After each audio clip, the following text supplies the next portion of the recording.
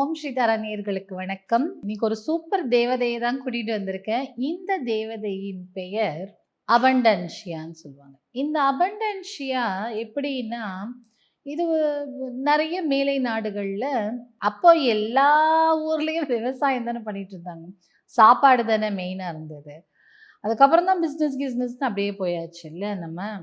So அதனால இந்த அபண்டன்ஷியா என்னெல்லாம் பண்ணுவா அப்படின்னா, அபண்டன்ஸ் அப்படின்னாலே நிறையன்னு அர்த்தம். அதாவது அளவுக்கு அதிகமாகன்னு அர்த்தம். அது மட்டும் அல்லாது இந்த அம்மாக்கு இன்னொரு பேர் உண்டு. காடஸ் ஃபார்ச்சுனா இல்லை ஃபார்ச்சுனா.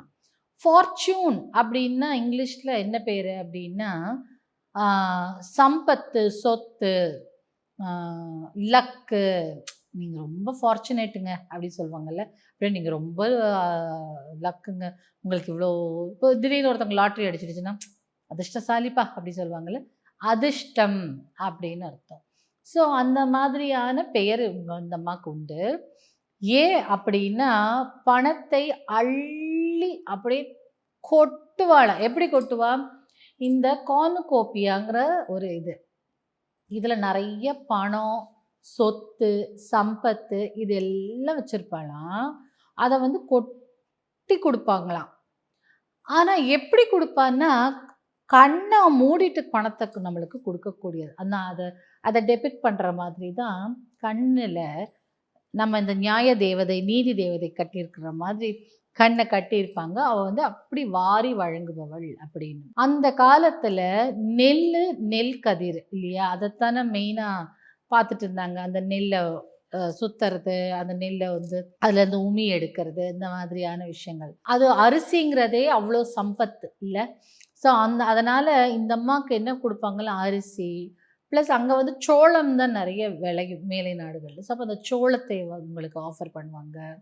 ஸோ இதை மாதிரி எல்லாம் இவங்களுக்கு படையலாக போடுவாங்க. அது மட்டும் இல்லை, இந்த அபண்டன்ஷியா வீல் ஆஃப் ஃபார்ச்சூன் அப்படின்னு சொல்லுவாங்க. வீல் ஆஃப் ஃபார்ச்சூன் என்ன? இப்படி நம்ம அதிர்ஷ்ட சக்கரம் இருக்கு இல்லையா, அதை கொடுக்கக்கூடிய, அது எதில் போய் நின்னாலும் நமக்கு லக் ஏதோ ஒன்று கிடைச்சிரும். அந்த மாதிரியான விஷயங்களை கொடுக்கக்கூடியவள் தான் இந்த அபண்டன்ஷியா.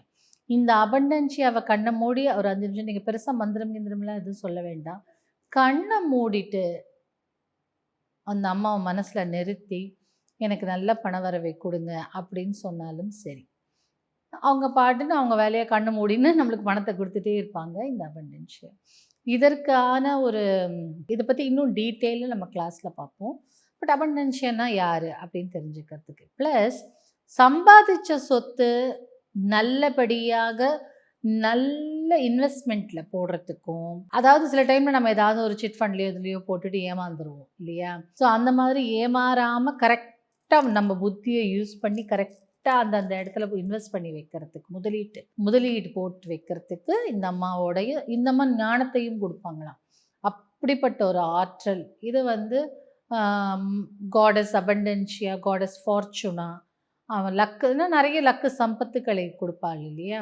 ஸோ அந்த மாதிரி கூடியவள். அதே மாதிரி அவளை கிட்ட யாரெல்லாம் கேட்குறாங்களோ பாரபட்சமே பார்க்காம கண்ணை மூடிட்டு வாரி வாரி கொடுத்துட்டே இருப்பாளாம். அப்படி அதனாலேயே இவ பேர் அபண்டன்ஷியா. அபண்டன்ஸ்னால் நிறைய, பிளென்டி அப்படின்னு அர்த்தம். அப்போது நிறைய லக்கையும் சொத்தையும் சம்பத்தையும் வாரி வாரி கொடுக்கக்கூடியவள் இது. ஸோ இந்த கிளாஸில் இவங்களை நம்ம மெடிடேஷன் பண்ணி எப்படி நம்ம அந்த லக்கை ஈர்த்து கொள்வது, இவங்களுக்கான கோட்ஸ் இது எல்லாமே பார்ப்போம்.